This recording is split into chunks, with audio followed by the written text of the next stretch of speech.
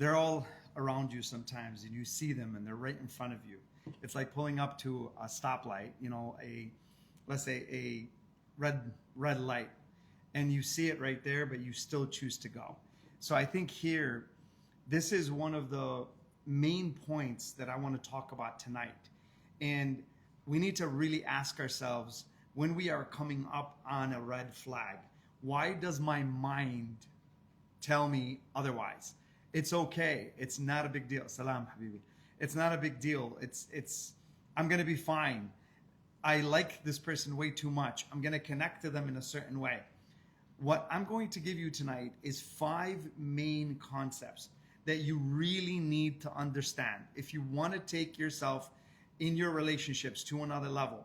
And if you don't want to put yourself in really bad situations, and you want to find out what sometimes you're genetically encoded for. Maybe you have the savior complex. Maybe you have some bad experiences in the way you grew up. Maybe you are addicted to rejection. All these things can be underneath the hood without you knowing. And these are the representations of mental concepts and emotional structures that are inside your being. And these represent your relationship templates to a potential relationship in the future. Some of us, we know this. Some of us, we don't. So this is essential, understanding who you are. So the 5 main things I'm going to go through today will give you an understanding of what are these red flags. If you are getting to know someone, let's say you've gone through the process and you really like this person. You went, let's say you're a guy. You went and met her family. You did everything you needed to do to walk in through the door, not go through the window, as they say. You've done everything right. But now in this moment, you start to see things that you necessarily are not too fond of. And you're looking at this and you're like, what should I do with this? But I really like this person.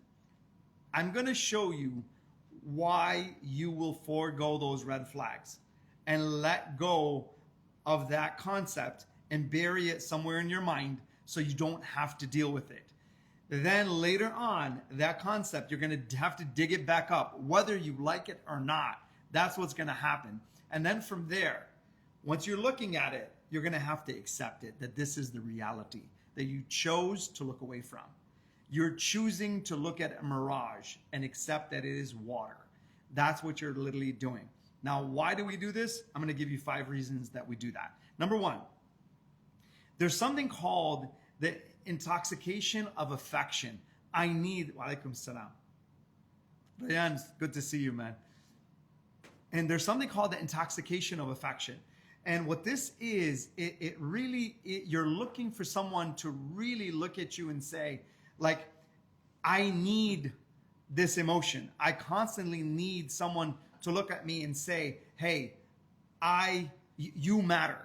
You have self-worth. You're someone that I want to take care of. So your affection starved.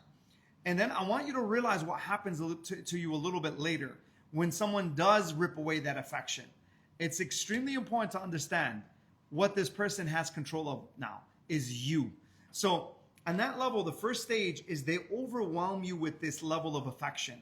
The person comes in and let's say they're a guy, they're buying you gifts, they're constantly tending to you, they're looking at you in such a way that is completely different than other people, and you're so fond of this person, and they start to make a lot of promises up right in the front.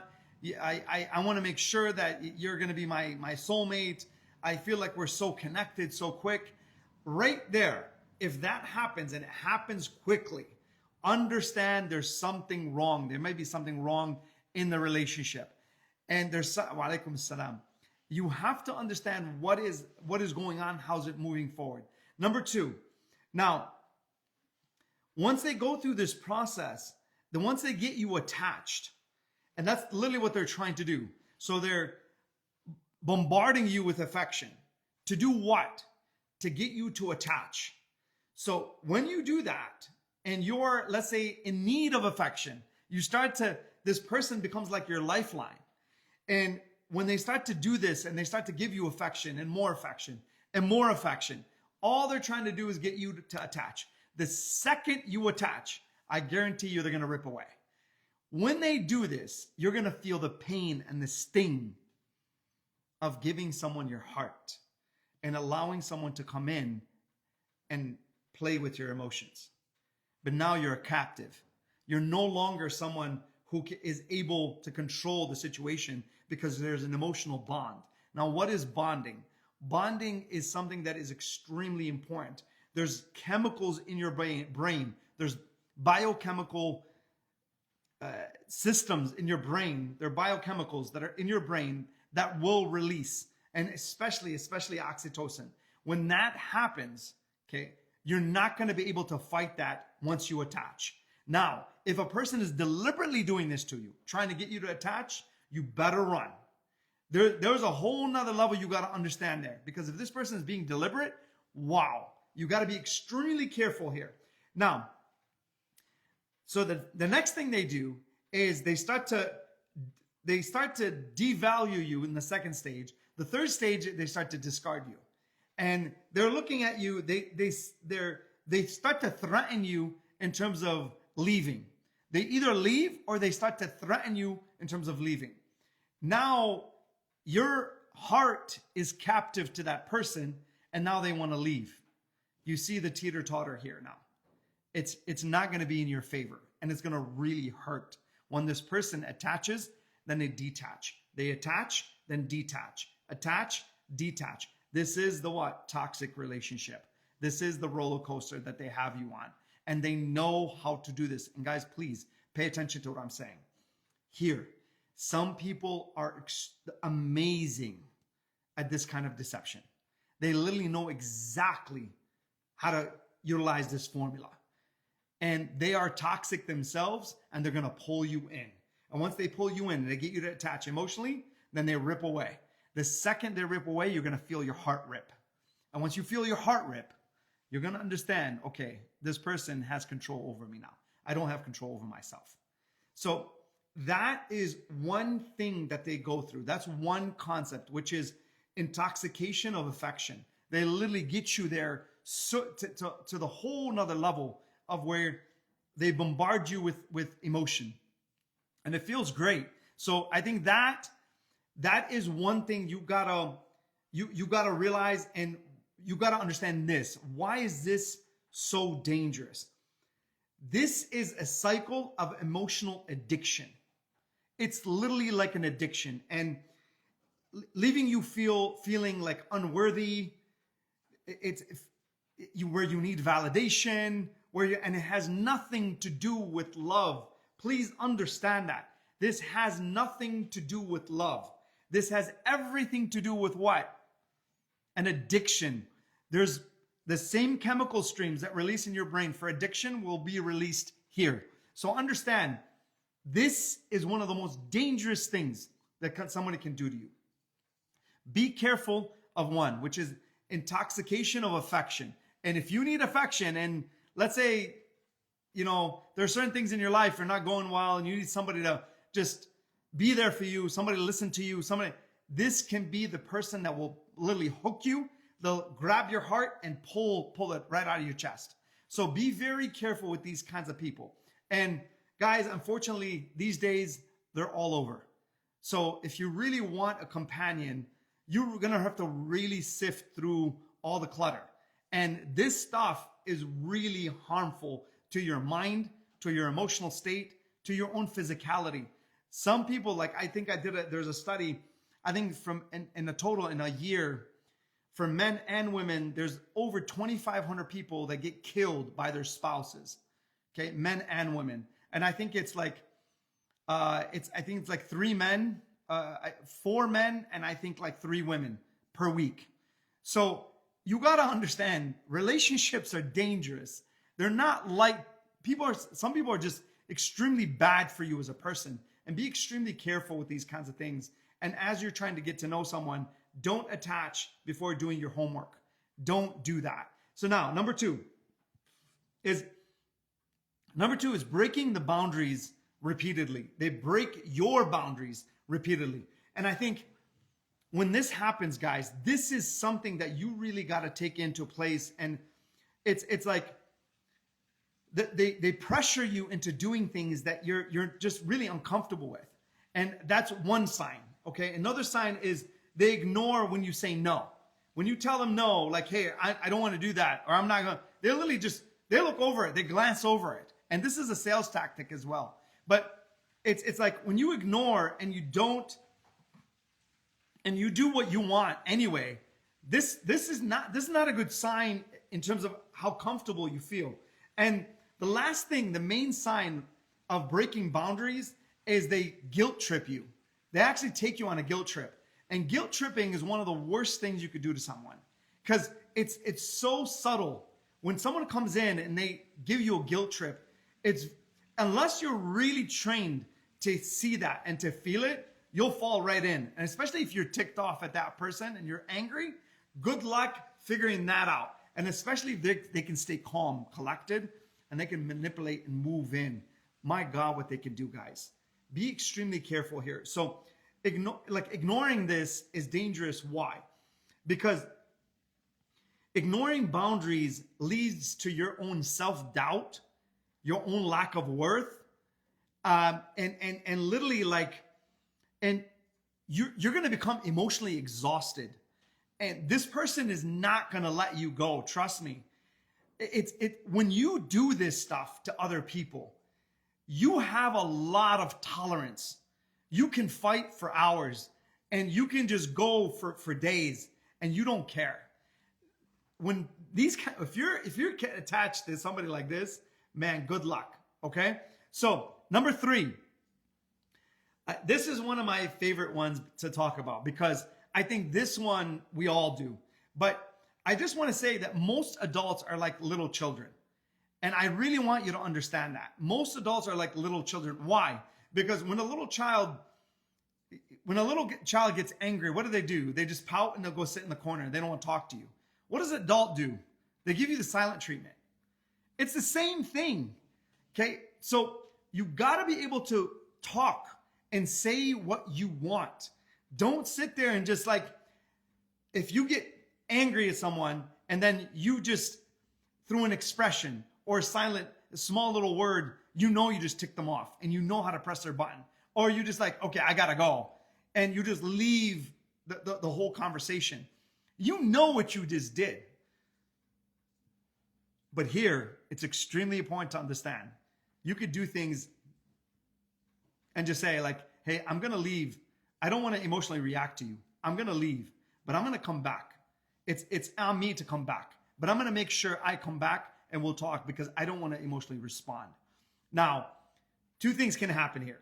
If the person's ego is fully immersed, you know what's gonna happen? They're gonna chase you. They're gonna literally come after you, and they're gonna be like, "What do you mean you're leaving? I don't want you," because they want to have that conversation. Or they can, if their mind, it's not ego expansion, it's ego suspension, and they suspend their ego, then you're gonna be able to have a conversation. They'll let you go. They're like, okay, go cool off, come back, we'll have a conversation. That's completely different. But that's a mature mind. And that's a mature person who can talk to you at your level. That maturity is extremely important when you're getting to know someone. So now, on that level, they ignore you, for hours, for days. They withdraw and this is a tall tale sign. When they start to withdraw their affection, they start to withdraw their love, they start to withdraw their attention from you. And this is a sign that this person is literally playing games with you.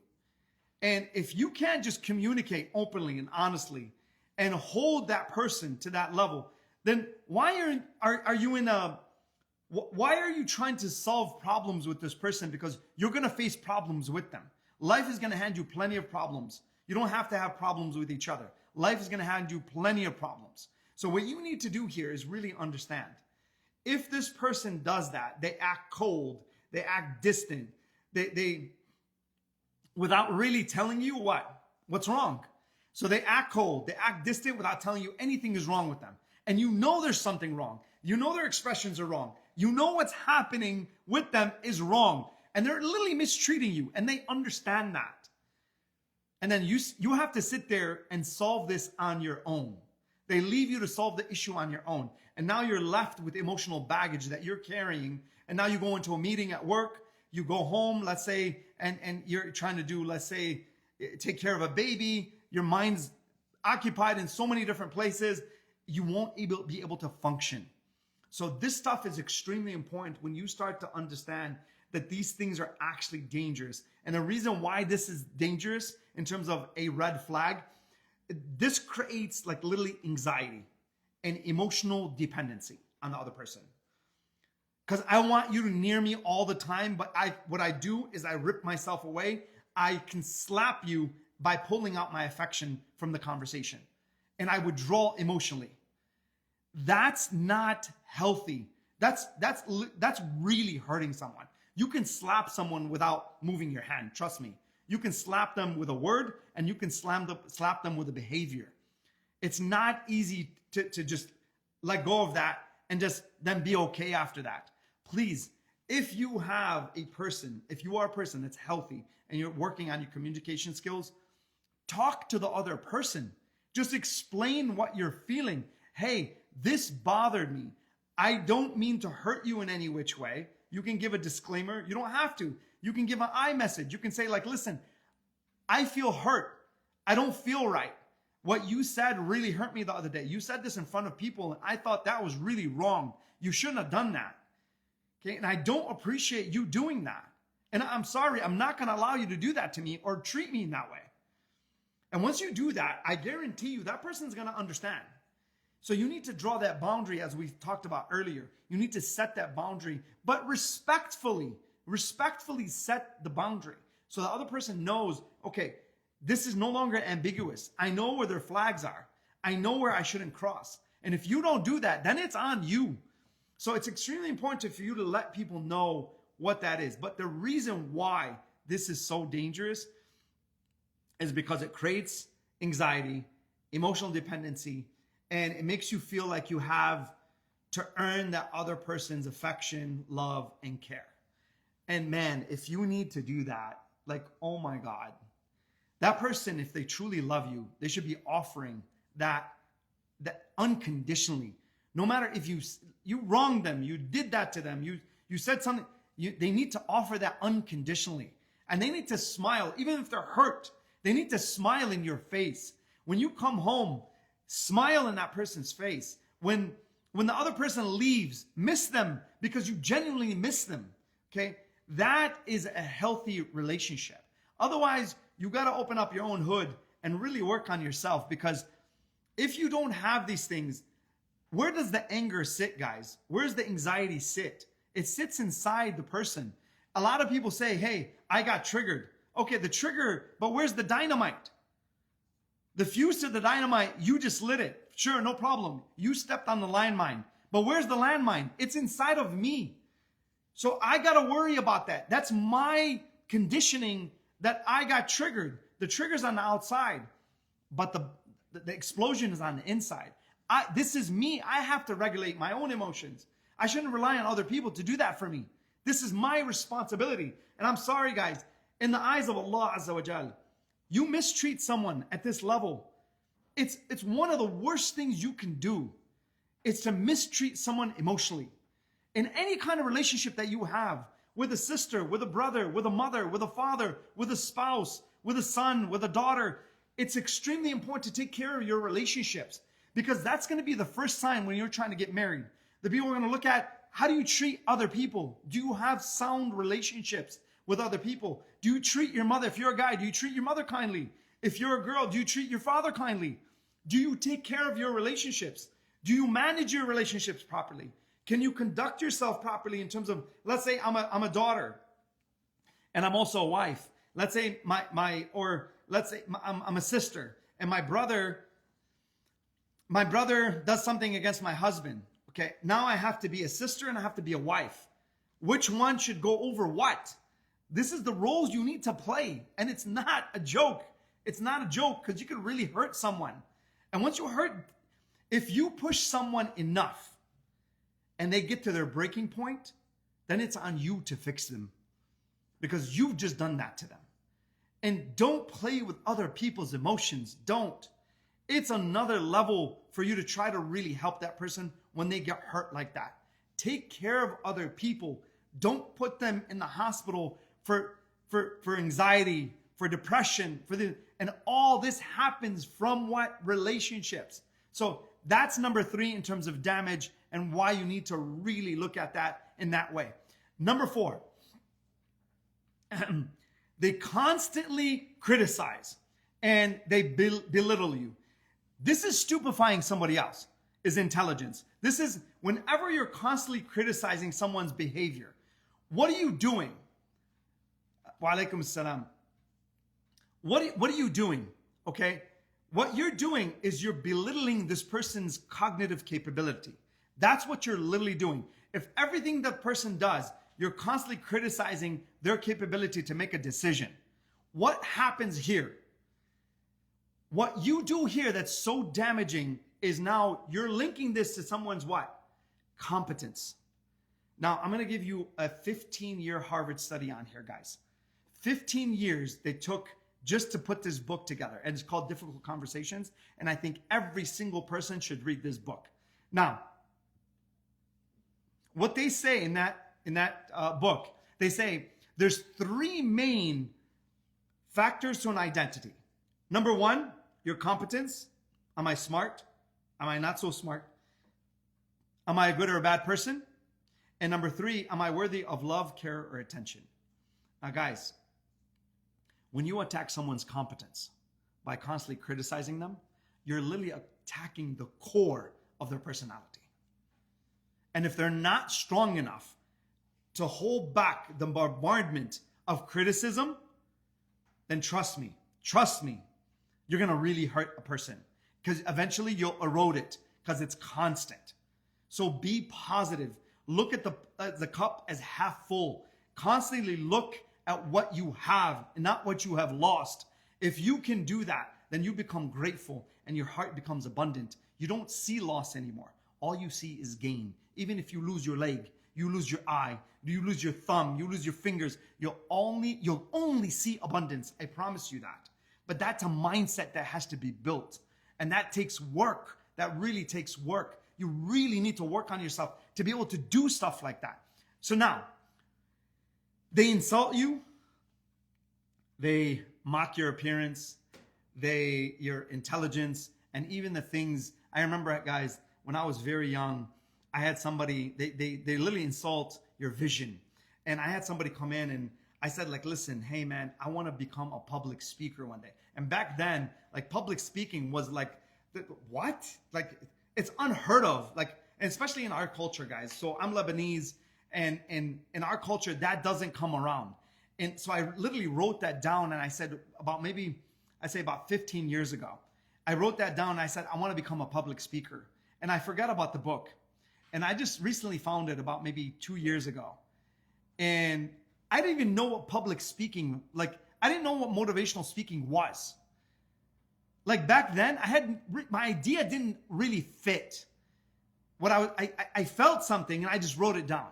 And by the power of Allah and what He has bestowed upon me, this venture here and this podium here has allowed me to go around the world, guys. And I'm so grateful that Allah has bestowed this upon me. He has allowed me to do these kinds of things. But respect your own capability. Respect your own makeup. Understand what Allah has given you and how He's engineered you genetically. That there are so many talents inside of you that are extremely powerful. And most people will cut those talents off. Do not follow that. You have a lot more strength than what you think. But here, to face criticism of someone else, the fourth sign that you really want to stay away from people who are like this is they constantly criticize you. Now, this can happen. There's many reasons. Childhood trauma. They've been brought up that way. They've been socialized to do that. Their mothers like that. Their fathers like that. They're genetically encoded like that. All these. There's a million reasons why that can be underneath what is going on with them. But constant criticism, it's this, like, what it does is when someone is like, let's say you're in a gathering, okay, and people start, or you're a respected figure, and people start to joke about your personality. This is indirectly, it's criticism. This is not something that is healthy in a relationship. It could be a brother, it could be a sister, it could be a friend, it could be anybody, okay? But these kinds of things are extremely important to understand. And when the reason why this is so dangerous is because they make you feel inadequate. And they're literally hitting the core of your identity, which is your competence. Criticism, okay, it's called, like in Arabic, it's called istihqar. It's like you're making this person feel stupid. And that hits at the core, and the emotions that follow with that understanding is, wow, that's a completely different level that the person has to decode. And if they don't have the tools to unravel that, and it becomes intertwined in their heart, and now they feel it, I guarantee you they're going to carry that throughout the day, maybe week, maybe 2 weeks, maybe a month, maybe a year, maybe it becomes their temperament. And it was one comment you made. Your tongue is like a razor blade. And sometimes it turns into a sword, and sometimes it turns into an axe. And your words are lethal. And when they plunge into someone's heart, okay, good luck. Because you have to fix that person now. If you break them, you have to fix them. There's a beautiful hadith from Imam Sadiq alayhi salam, and he says, if you break a person that's beneath you, if you give them too much or too little, and you break them, it's your responsibility to fix them. Okay, good luck on that, and hopefully that works for you. But this concept is so dangerous because it destroys self-esteem. And it makes you believe as a person that you are unworthy. So it connects on your competence, then it goes down to what am I worthy of of love, care, or attention. So it hits on two parts of your personality, which is your competence, and then you accepting emotion and feeling like you're actually worthy of somebody's emotion. Meaning that, let's say me and you made a decision to go to the movies tomorrow. I find out that you said, you called me, you canceled, and you went with someone else. How does that feel? That doesn't feel good. That's when I'm not worthy of your time. I'm not worthy of your care. I'm not worthy of your attention. This stuff is so psychologically damaging, guys. It's incredible. So please understand these things and how they work. So that's why this is so dangerous. And number 5, this one I really want you guys to understand, because I love you too, bro. This is for me, because my background study is psychology. This one is really, when I see someone doing this to someone else, this is where I get really bothered. I go in and I don't like hold back, because mind manipulation is one of the worst things you could do to someone. And when you can distort reality and have someone actually believe it, man, then there's something really wrong with you as a person, and you really need some work.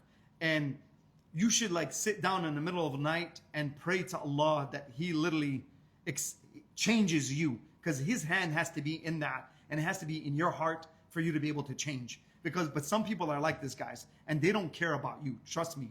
All they care about is literally their own ego and how to expand it. So some of the signs, if someone's doing this to you, is they deny things that happen. So meaning like making you question your own memory. Like let's say there's an event and something happens, and you are clear on what happens. You know what happened. You were there. But they sit there and they start to give you something contradictory to what you believe. And they start to actually make you believe it. That, you know what, maybe this happened. Maybe this is not true. Maybe this is really what's going on. They start to literally play with your mind. And guys, it's one of the hardest things when somebody's close to us and we start to see this. And it's so damaging to the other person, because what you're doing is you're twisting reality. You're making them think that a mirage is real water. You're making them think that that stick is actually a snake. You're making them think that you're something so special, but inside of you, there's demons that are living inside. Please don't do this to other people. The worst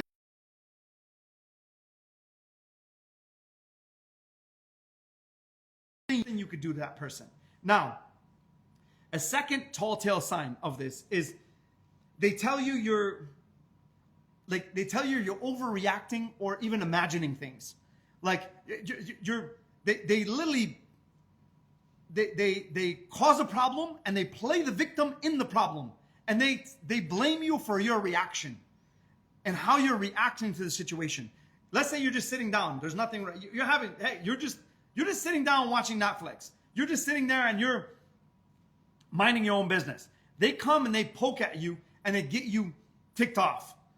And they're sitting there and you're just minding your own business. Then, why are you so sensitive? You're overreacting. You're just imagining things. Why are you getting so upset? Wait a minute. I had nothing to do with this.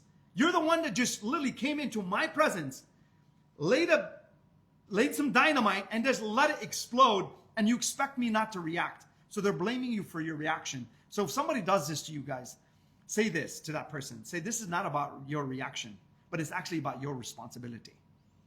This has nothing to do with me reacting, but it has everything to do with your responsibility that you're denying right now, and you don't want to take that responsibility. If you have that comeback, because to me, you have to be lethal with your words here, because you have to defend your own emotional state. And this person's coming after your heart, and they're going to make it cave. So you have to be able to stand strong and make sure that they don't enter this space. And if they do, trust me, and they inhabit it, you're not going to be okay for weeks, let alone maybe even months. It's extremely important to understand that.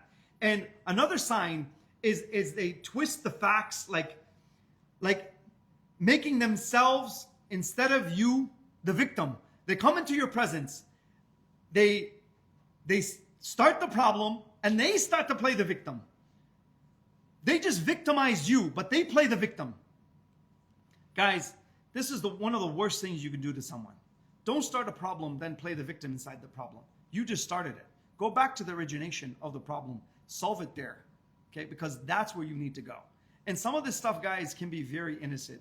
A lot of people don't know they're actually doing this stuff.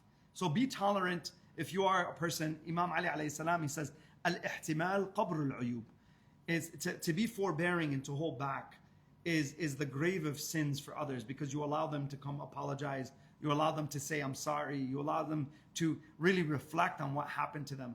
And so be that person. But at the end of the day, if they're doing this deliberately, you better stand for yourself. And I'm not just talking stand. You better go towards necessary conflict. You need necessary conflict here. Okay? There is a thing called necessary conflict. You have to go towards it. This is something that is extremely important. So there's a study that's been done, and I'll share this with you, and I'll end with this. And just one more thing in terms of why this is so dangerous. But I'll end with this concept. They actually took what is a healthy relationship? And if you had 5 positive experiences, if you had five pleasant experiences to 10 experiences on that level, then if you had 10 positive experiences and 5 and less than 5, then you weren't healthy. But if you had 10 or more pleasant experience to like 1 or 2, that's also unhealthy. So you need necessary conflict. You need, because that person's, I tell you, like, listen, be careful here. Now, you should obviously go towards conflict in a respectable way. Never lose respect. Never cross those lines. The second you cross the lines of respect, the relationship is literally on its way out, one way or another. Once you lose respect, you've lost everything, because what you're doing now, respect is devaluing the other person. Losing respect is devaluing the other person. Don't devalue someone. Don't think you're better than anybody. Don't put people down. You don't need to. Defend yourself. Nobody's saying no. Defend. Put up your perspective, your perception of the situation. No problem. But at the end of the day, you don't have to cross someone's lines in terms of respect. Don't do that. Now, the reason why mind manipulation is so dangerous is because it makes the other person doubt their own reality. They literally do that. And I think leading them to anxiety, depression, and literally losing their own identity, guys. At that level, it's that dangerous. So please, don't play games with people. Do not do that for your own self-gain, for your own self-interest, for your own ego. Do not do that. That's something that is, I guarantee you, on the day of judgment, that person is going to stand in front of you And they're going to be like, oh my God, this is what you actually did to me. And I had no idea. And I gave you everything. What are you going to do? What are you going to do in that moment? Who's going to save you? Because your intention is going to be right in front of you. And you can't hide that anymore. So on that level, be very careful in terms of how it works there. Be very careful with your own emotions. Be very careful with your own mind. Understand that relationships are dangerous. Before you enter a relationship, do not seek attachment prior to you going towards that person. Seek understanding of who this person is and what their character represents. And when you do that, you're safe. If you figure that out and you understand who this person is, what their character is like, who they are as a person to the depths of their personality, then what? Then you allow to attach and become close. Most people, guys, are looking for attachment prior to understanding character. Do not do that. You want to destroy yourself. You want to have emotional bruising that is constant, jumping from one thing to the next. And you'll be a person who's saying, oh, there is no good people out there. It's because your emotional templates for relationships are wrong. So you need to understand how that works, guys, and be very careful with that. So having said that, I think here there was a comment. It feels like you're saying everything about my life. I I don't know how to respond to that. I'm sorry. Okay, but I think this is why I'm doing what I'm doing, guys, because I have so much experience, and Allah has allowed me to do what I do, and I'm so grateful for that. And I've been able to swim through Allah's grace and mercy. Has allowed me to swim through so many people's minds and to collect so much information that allows me to do this. I just have experience with this stuff, guys. I'm not better than anyone. I've gone through my trials and tribulations in terms of relationships. I have an amazing wife who I just adore. Nobody's perfect in terms of who they are, but if you can make things work at the core of things, it's incredible what you guys can accomplish together. She's like, there's nothing in my life that I have that is worth her value. If you can get to that and truly believe that and have that in your heart, man, it's incredible what you can accomplish in life, guys. And it's really something special. And especially if you have a person that you can rely on and somebody that is going to have your back no matter what. And then you start to have children with this person, man, you found heaven on earth. You're not Ali, I love you, man. I love you guys. I really do. I appreciate everybody, tuning in. Ali, give me a call, man. We still have to sit. But at the end of the day, this is why, it's so special to have relationships at the highest level. You want people that when you leave, they long for you, in your absence, they actually long for your presence. They want to be around you. And then when you're with them, man, they can't get enough of you. You want these kinds of relationships, guys, and you can build them on any level. Brother, sister, mother, father, it's all types of relationships, husband, wife. It's the most beautiful thing that you can have in terms of life. And I'll end with this. They gave people, this is a 70-year Harvard study, and they gave them at 19 and 20 years old, at the end of teenage years, beginning of their 20s, they asked them, what do you want in terms of life? They said fame and money. They took, when those people turned about 70, okay, they asked them, what do you want in life now? They said relationships. So work on your relationships, you'll work on your life. When you work on your relationships, and then you have relationships that are bringing you closer to God. You have relationships that are bringing you closer to people who are pious, who are good people. You have relationships that really make your relationship with yourself better. These are the relationships you want. I appreciate it, guys. Thank you for tuning in. Join us next week. Okay, hold on. Okay, join us next week, though. We're going to start to have this. We are setting up a few things here, and you can see the difference in terms of setup. We're going to get things to another level. Our website is up. Again, visit it, see what's like. There's going to be a lot of information in there. And give us some feedback. We want your feedback. I feel like most people barely have time to keep up friends, family, nowadays. What do you recommend to build better relationships? Okay, so guys, I have a lot of things to do every day. What I do is my calendar is like so squeezed tight that it allows me to have a very fulfilling day each day. But with this, what I'd say is there's 6 categories to balancing life. So think of 6 plates that you have to spin, and each plate has a cake on it, which is responsibility. But you have to hold it on a pole, and you have to keep spinning it so it doesn't fall. If that's the case, there's 6 main categories: your finances, your relationships, your character development, your spirituality, your community, and your health.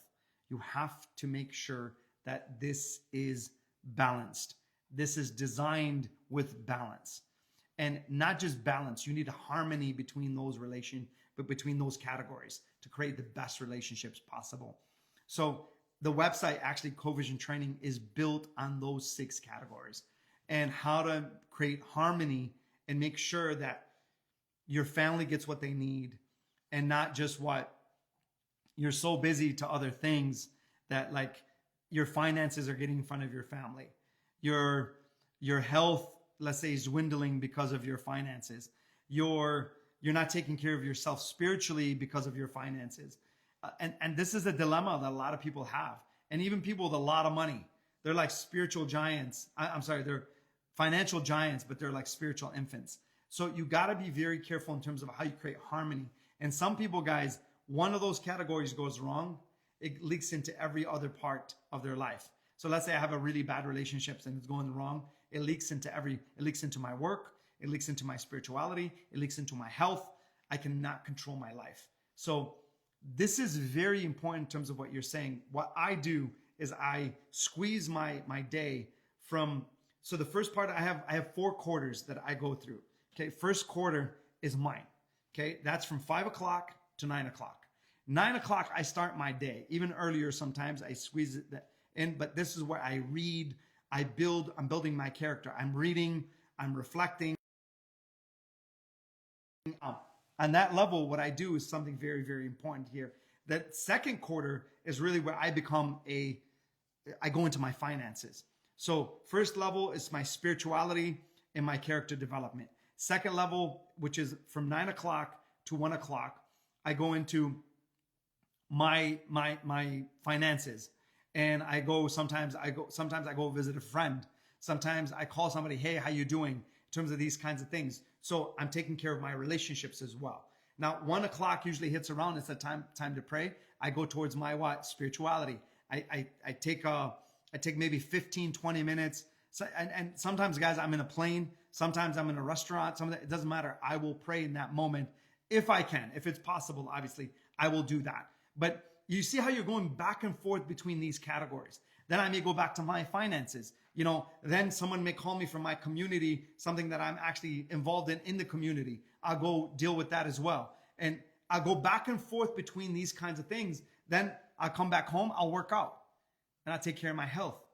See, I just touched every one of those categories in terms of balance. But what I do, guys, at 5 o'clock, I shut off my day in terms of finances. And underneath that, it says family. So you have to make time for other things. And if you don't label them, it's very difficult. It's very difficult to do. So you have to literally put time and space where it's empty in your calendar. Somebody will come in and say, well, you have time here. Nuh-uh. No, that time is mine. That's for me, not for anybody else. That time is between me and God. That's for God, not for anybody else. You have to put, and your calendar has to be elastic. And some people feel like a calendar is literally like a prison, And if you're like that, you just need some work. And once you get past that threshold, you won't be able to live without a calendar. So I'm gonna leave it there, guys. I'm really excited to show you a few things as we're moving forward here. Again, just visit the website, covisiontraining.com. Give us your feedback on that, and I'll see you guys next week. Take care.